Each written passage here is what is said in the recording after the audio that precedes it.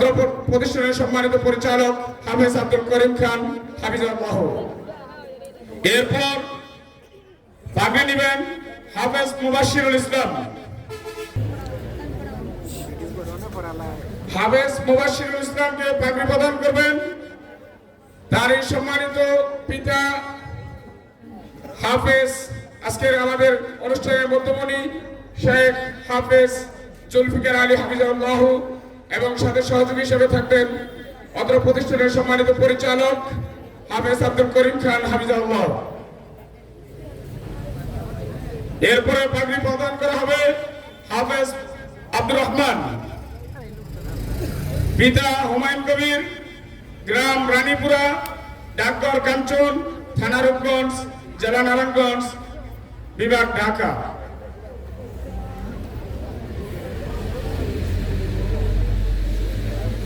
হাফেজ আব্দুর রহমানকে পাগড়ি প্রদানের সহযোগিতা করবেন কেরাবো গ্রামের নিবাসী জনাব আলিমুল্লাহ ভাই। জনাব আলিমুল্লাহ ভাইকে পাগড়ি প্রদানের সহযোগিতা করার জন্য সবিনয় অনুরোধ করছি। এর সাথে হাফেজ আব্দুর রহমানকে পাগড়ি প্রদানের সহযোগিতা করবেন অত্র প্রতিষ্ঠানের সম্মানিত প্রিন্সিপাল হাফেজ হারুনুর রশিদ খান হাফিজাহুল্লাহ।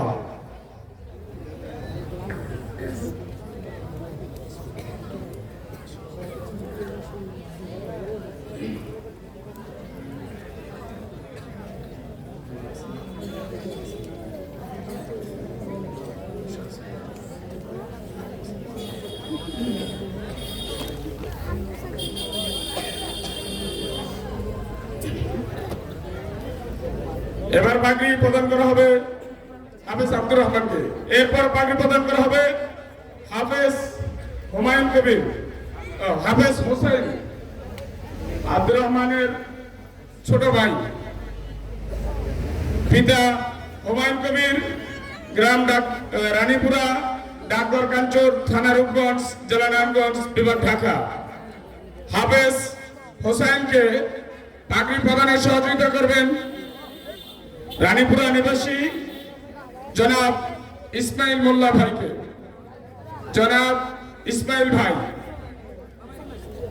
ইসমাইল মোল্লা ভাইকে মঞ্চে আসার জন্য সবিনয় অনুরোধ করছি।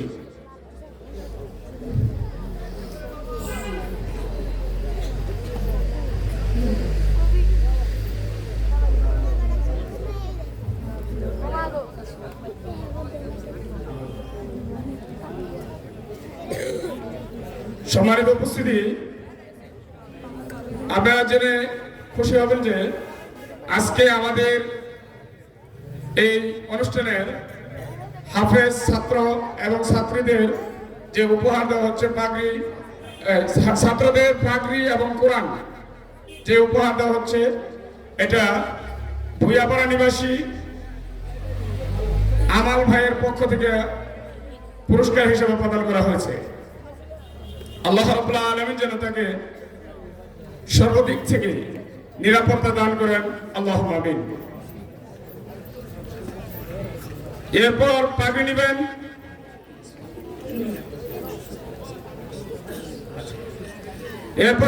নেবেন হাফেজ খালিদ হোসেন, পিতা কামাল হোসেন,